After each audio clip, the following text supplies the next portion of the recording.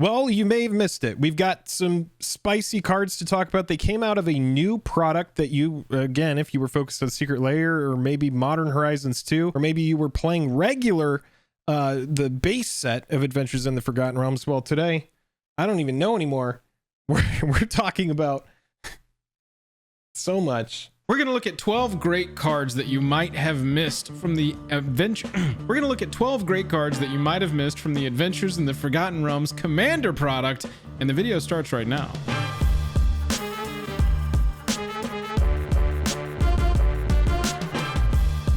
Special thanks to our Patreon supporters who power our channel. Check out our Patreon for monthly giveaways, exclusive content, and even a starring role in our fan fight series. Link in the description below. Hello and welcome to the day. Thank you for spending your time with us. I'm Jake. I'm Joel. Welcome back to another episode of Jake and Joel Are Magic, the premier Magic the Gathering Commander Finance channel on the internet. Today we're going to talk about our favorite cards from Adventures in the Forgotten Realms Commander Precons that you might have missed. But before we get into that, go down there and click like and subscribe. It's the best way to support the channel with just the click of a button, and head on over to Patreon. That's a great way to support as well if you are a fan of the channel. We've got 12 cards to talk about, Joel, and they are all pretty spicy. Should we go ahead and get into this?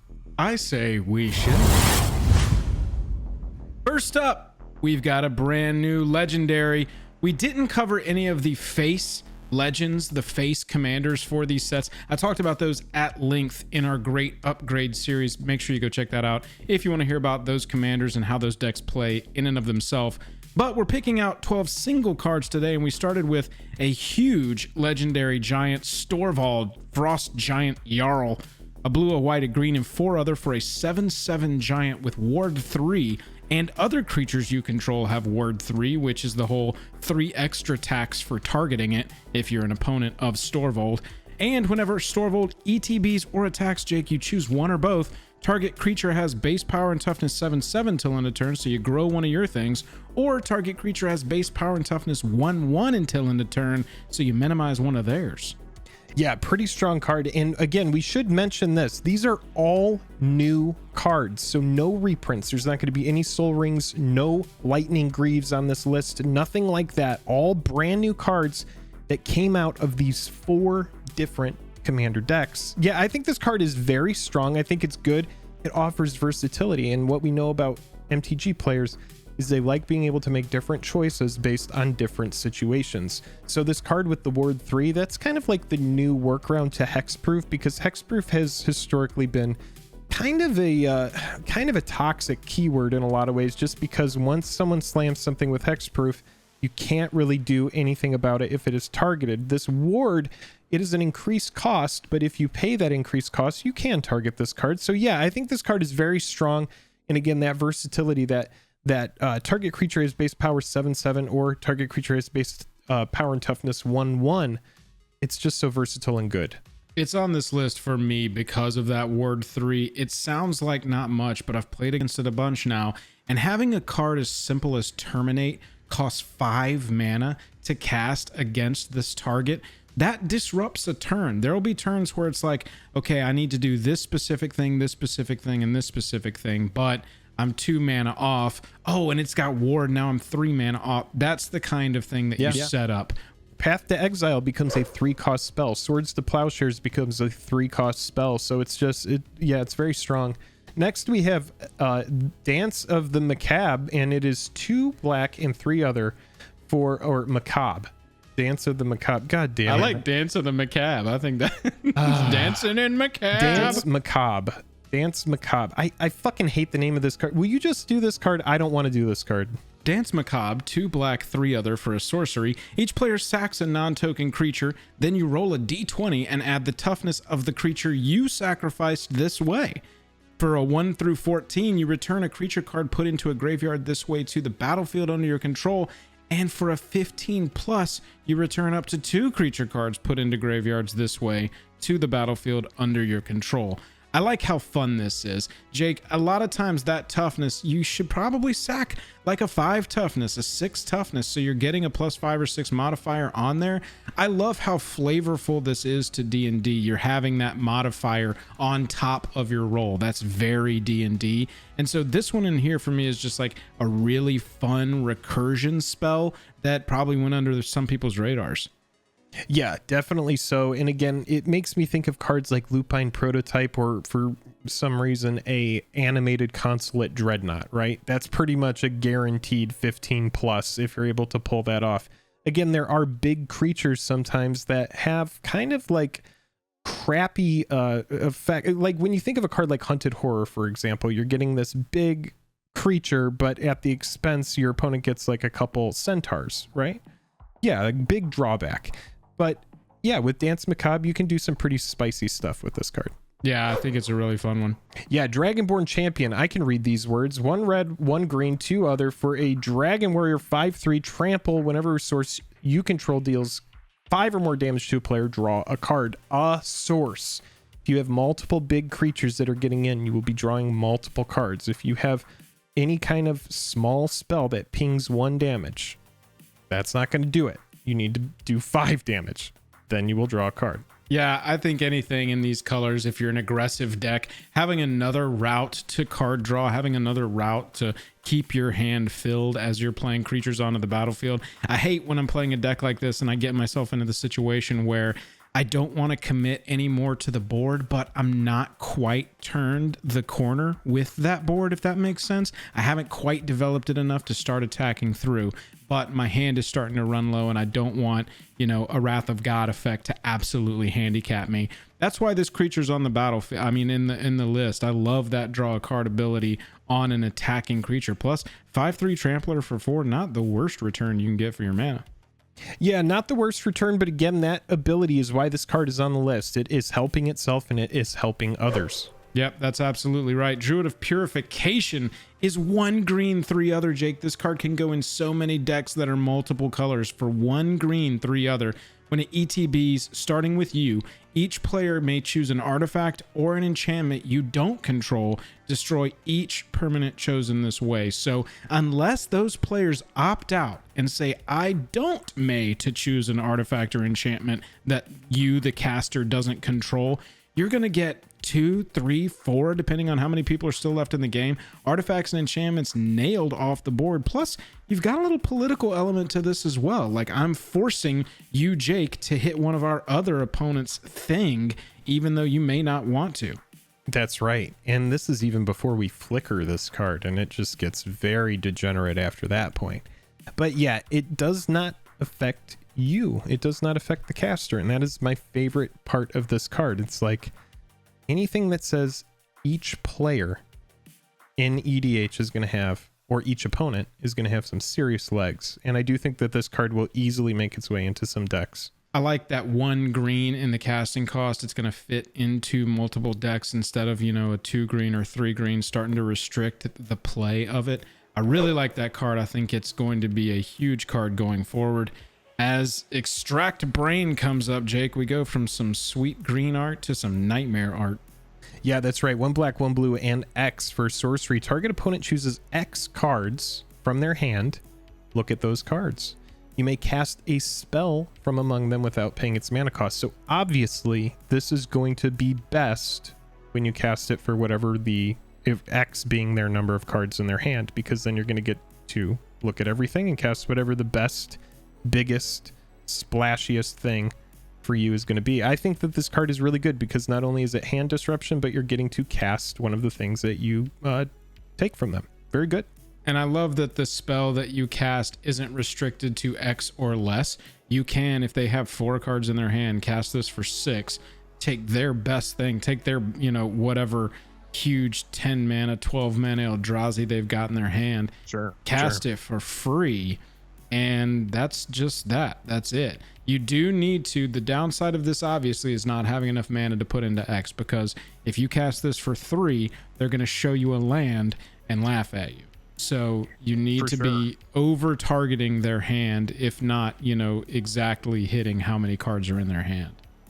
Yeah, precisely. So think mana rocks, think big mana. This card is really going to shine in those situations. But yeah, again, a very interesting spell, very fun spell.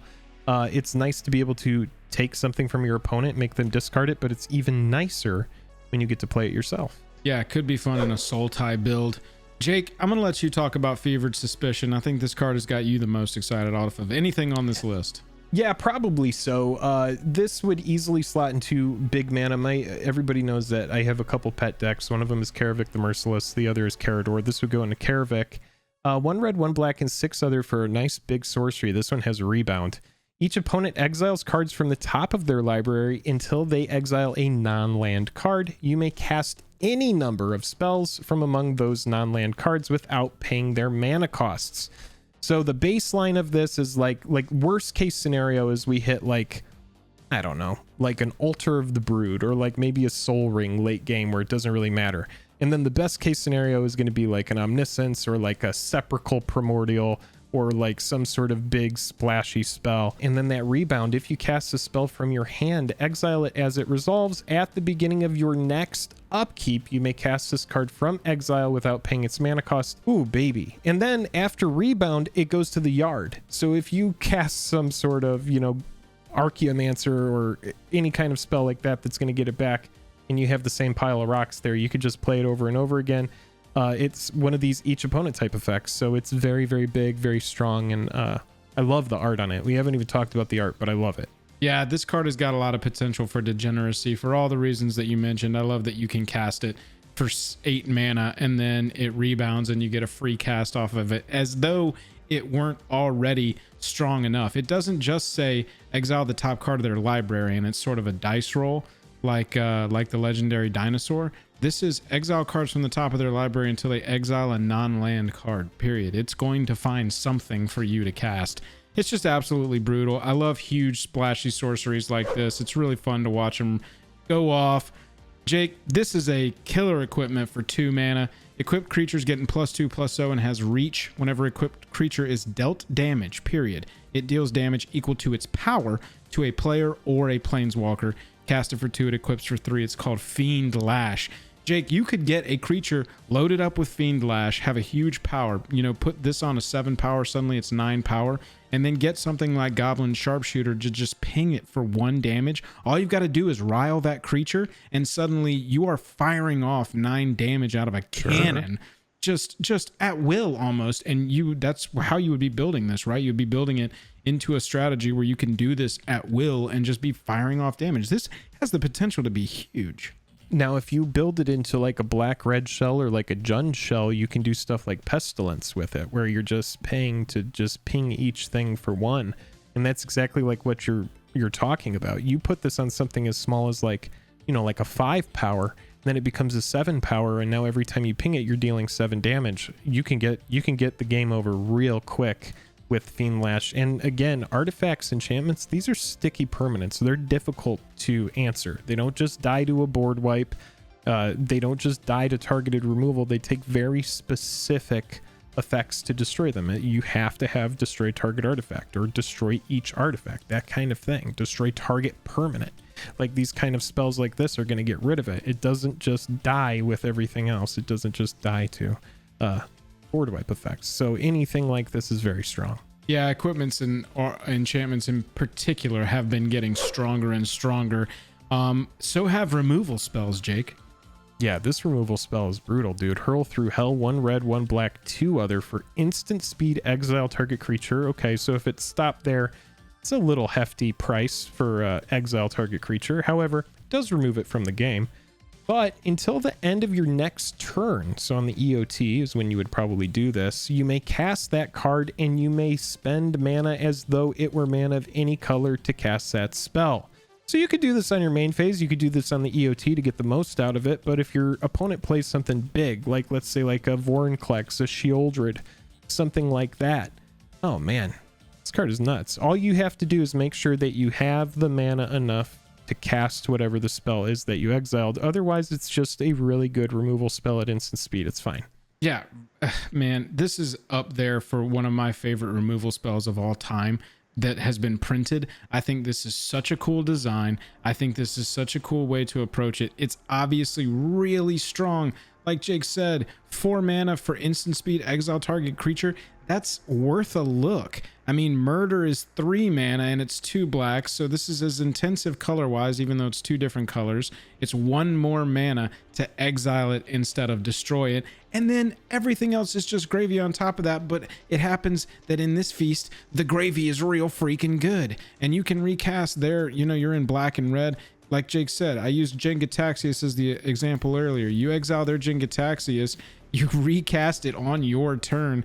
Absolutely ridiculous. Killer. I love that it's an angel in the art. I really do, because it's this angel that came back and is obviously like, well, and with the flavor text, no one returns unchanged. That's so cool. Yeah, top to bottom, one of my favorite removal spells I've seen printed ever. Probably the card I'm most excited out of this, if you just want to boil it down to like 1 instant speed spell. Maddening Hex is really cool though, Jake. We were just talking about enchantments and artifacts getting more and more fun and powerful. Maddening Hex is up there.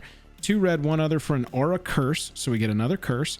Enchant player, whenever enchanted player casts a non-creature spell, they roll a d6 or you roll a d6. Maddening Hex deals damage to that player equal to the result of the roll of the d6. And then you attach Maddening Hex to another one of your opponents chosen at random. This is the kind of like chaotic spell that I want to see, because it's not, it's chaos toward getting the game over and not just chaos for the sake of chaos. I think that's a good point, Joel. I really do, because a lot of the times you play these chaotic games and they kind of just degenerate into, well, I guess I'm just going to scoop, and then you did it. It became a prison. Everybody hated it. Yeah, Maddening Hex is really interesting, and it does work toward getting the game done, and I like that a lot. And if you combine this with like Furnace of Wrath, oh baby, like this thing starts to get real degenerate real fast. It never hurts you, it never comes back to you. It's not even, it's just passed around your opponents until they die. Jake, it's crazy how many Punisher cards your Karavik deck in particular picked up from this 4 set of precon decks, knowing that normally if it's a 0 or 1 pickup from any printing, this has printed like 1 to 3 cards that are for consideration in the Karavik deck. It's kind of crazy. Yeah, I think so as well. And just being in toward the end of this list now, it is remarkable how many red and black cards and a combination of red and black cards made it on this list. Let's talk about a white card. 1 white, 1 other for an artifact equipment. This is called Robe of Stars. Equipped creature gets +0/+3, and it has astral projection, which is 1 white and 1 other equipped creature phases out. So this is a ability that the creature gains. Treat it as anything attached to it as though they don't exist until the controller's next turn, and it's for a mere equip of 1. So for 5 mana total, you can play this, suit up a creature, and get ready to protect it. Now here's the thing. You would want 7 mana to be able to answer if they do try to kill it in response to that first phasing. You would want to phase it out an additional time. But after this is suited up, for 2 mana, you're essentially protecting whatever the hell you want forever. Solo Teferi's protection for whatever your best creature is, which we already know is ridiculously strong. Jake is exactly right. The first turn it comes in, you're probably in a really good place. But if you untap with Robe of Stars attached to your best creature, that creature's never being removed, period. They will have to be casting their removal spells and board wipes to force you to phase it out so that you don't get the effects of it. That's really the only negative side to this. If the creature has an effect that you want passively or actively to stay on the battlefield, that would be the only annoying part of this. But you're giving that up for the fact that it's not going to die to the removal, and you don't have to go in and start reanimating or anything like that, get it back into your hand from your graveyard. It just phases out and then comes back.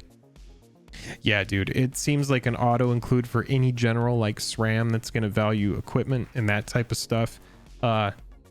Yes, it's just a very strong card. So if you can't remove the creature, what do you need to do? You need to remove the robe. That is the way. That's what you have to do. And hopefully they don't have a way to protect the robe. But very strong card. Jake, if you target the robe, you pay the 2, right. It's attached to it, it phases out too. That's what I'm saying. This card is just bonkers. A solo Teferi's protection is bonkers. You have to catch them at the right time, and then once they're, like I said, once they're untapped, it's like back in the day once we got the phase out enchantment attached to Uriel, it was like, all right, well, we just scoop, we'll go to the next game. Robe of Stars is very good. Equipment gets better and better. And here's a dope blue artifact called Rod of Absorption. A blue and 2 for an artifact. Whenever a player casts an instant or sorcery spell, exile it instead of putting it into a graveyard as it resolves. So that is already solid, especially if you're building for it, just to know that nobody can ever flash anything back, period. That's already kind of fun. Not an auto include.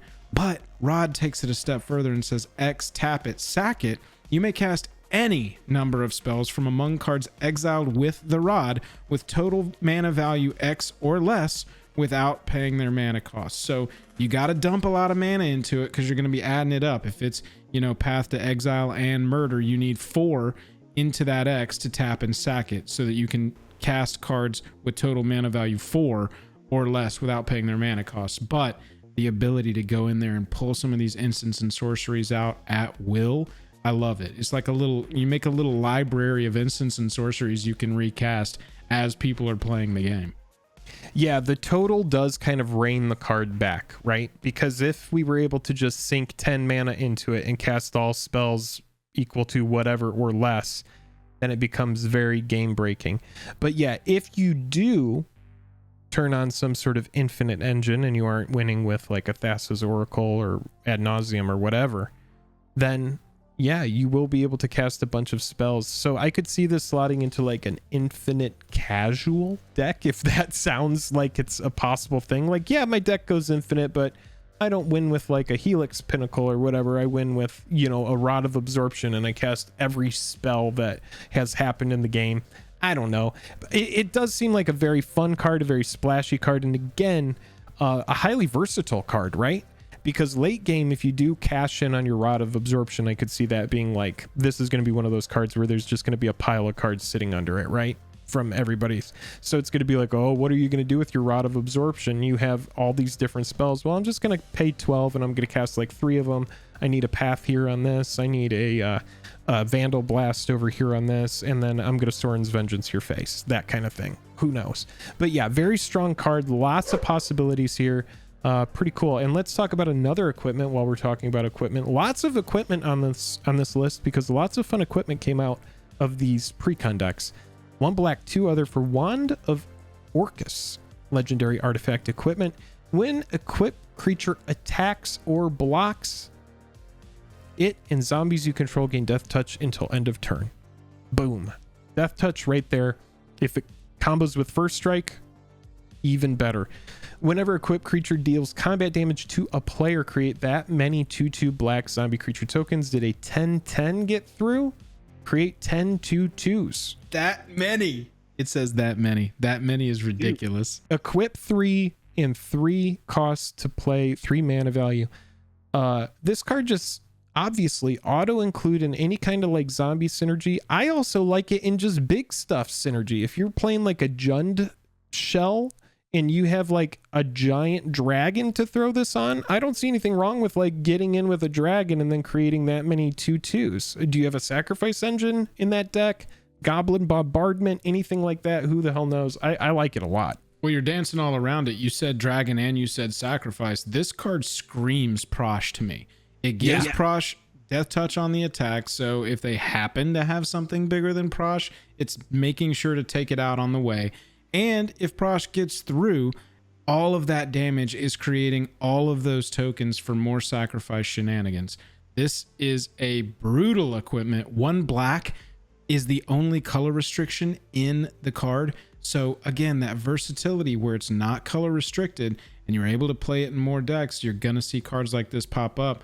Wand of Orcus just sort of wraps up the great equipment that we've seen in this set.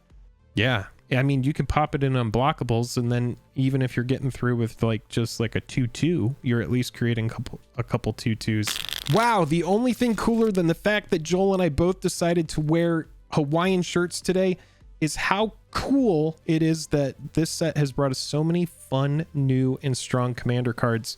A lot of great equipment, some powerful sorceries, some top tier removal with innovation. I like it. I like what I'm seeing. Yeah, agreed. As I was making the upgrade videos, I was going through and finding these new cards that I had no idea existed. And I don't know if y'all know, but we have an MTG YouTube channel. Hit the subscribe button, like and subscribe. But I missed these cards somehow just because of the absolute toxic deluge of cards that we get presented to us all the time. Right. And so I knew I wanted to make a video about it. Thanks everybody for watching. Let us know in the comments which card we missed, because there's some that we cut that were going to be in the video, but we cut. Guess which ones we cut down below. Other than that, Jake, I'm tapped out. Until next time, we will be venturing through the dungeon, and we're venturing to the tiki bar, baby. Let's go. If Cloth wills it, we will definitely be playing some dragons and equipping them. So thank you for watching.